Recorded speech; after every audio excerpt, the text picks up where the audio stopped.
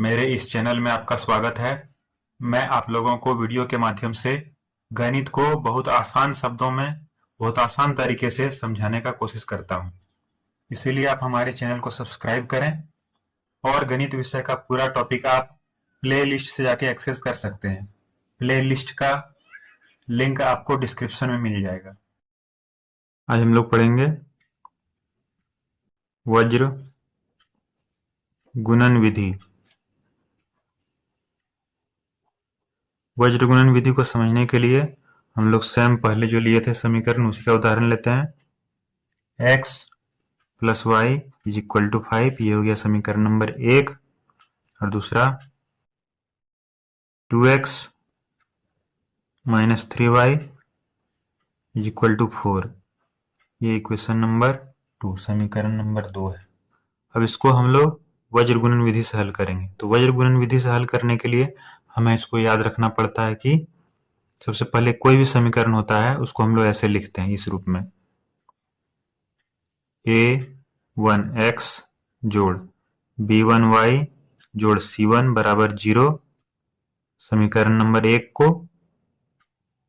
और समीकरण नंबर 2 को लिखेंगे a2x जोड़ b2y जोड़ c2 इज इक्वल टू 0 के रूप में। तो यहां देख सकते हैं कि ये दोनों उस रूप में नहीं है, इसलिए हम लिखेंगे समीकरण 1 से x प्लस वाई, ये इधर प्लस में इधर आके माइनस हो जाएगा, -5 इज इक्वल टू 0, ये हो गया क्वेश्चन नंबर 3। और फिर समीकरण 2 से लिख सकते हैं हम लोग, इधर जो है सो 4 प्लस में उधर आके माइनस हो जाएगा, इसलिए 2x minus 3y minus 4 is equal to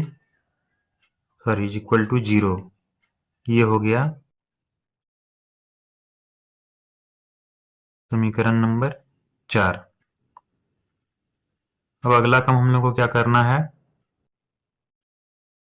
इस प्रकार से लिखना है a1 b1 c1 a2 b2 c2।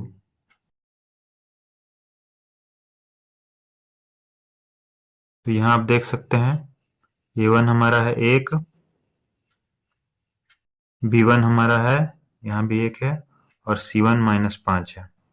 दूसरे समीकरण से a2 2 है, b2 -3 है, और c2 -4 है।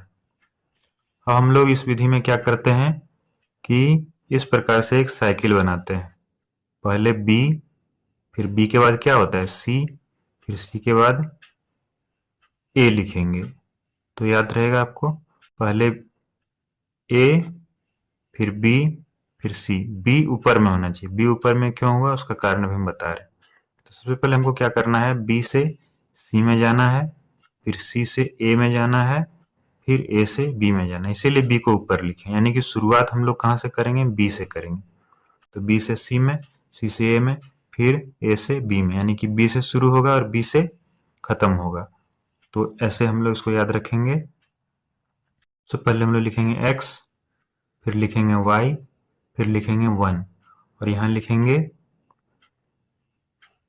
b1, फिर b के बाद कौन सा है c, c1, फिर c के बाद क्या है a1, और a के बाद क्या है b1।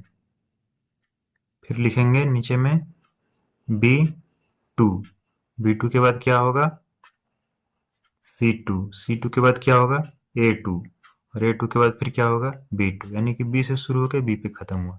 हमको क्या करना होता है, इसको गुना करके घटा देना होता है। इसका गुना इससे करना होता है और इसका गुना में घटा देना होता है। इसका गुना इससे करना होता है और इसमें घटा देना होता है। इसका गुना इससे करना होता है और इसमें घटा देना होता है। तो इस प्रकार से देखते हैं हम लोग को यहाँ पे क्या मिलेगा। तो इसके लिए हम लोग फिर लिख सकते हैं यहाँ पे x y 1, और b1 के जगह पे क्या लिखेंगे हम लोग 1, तो यहाँ हो गया 1, और b2 के जगह पे -3, फिर c1 के जगह पे -5 और C2 के जगह पे -4। फिर A1 की जगह पे 1 और A2 की जगह पे 2। फिर B1 की जगह पे 1 और B2 की जगह पे -3। अब हमें गुना करके घटा देना, तो इसका गुना इसमें करेंगे और इसमें घटा देंगे, फिर इसका गुना इसमें करेंगे, इसमें घटा देंगे, फिर इसका गुना इसमें करेंगे और घटा देंगे। तो आगे इसे फिर हम लोग लिखेंगे x बटा, इसका गुना इसमें करने पे -4 हो गया, इसका गुना इसमें करने पे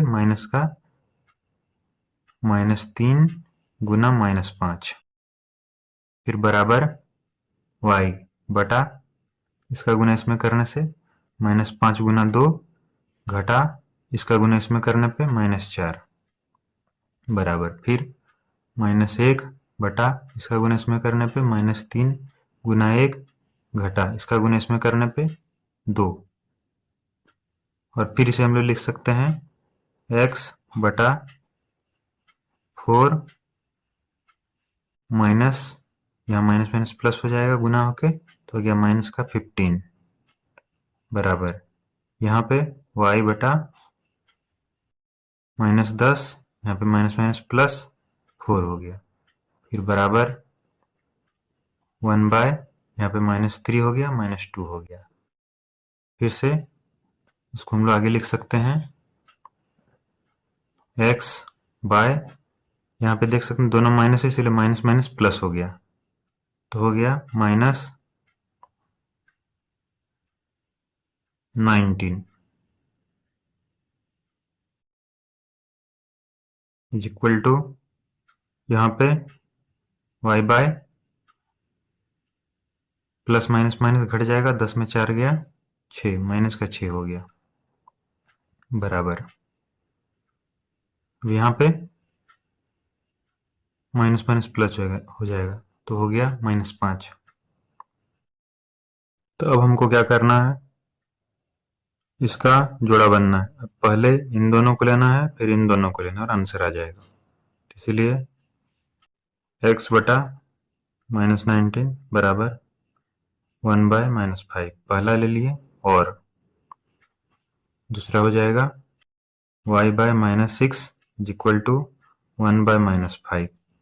तो इसलिए आप देख सकते हैं यहाँ पे ये जो है भागा में इधर गुणम हो जाएगा, तो इसलिए हो गया x बराबर, ये माइनस माइनस प्लस हो जाएगा, तो 19 बाय -5, जिसको कि हम लोग लिख सकते हैं -19 बाय 5, और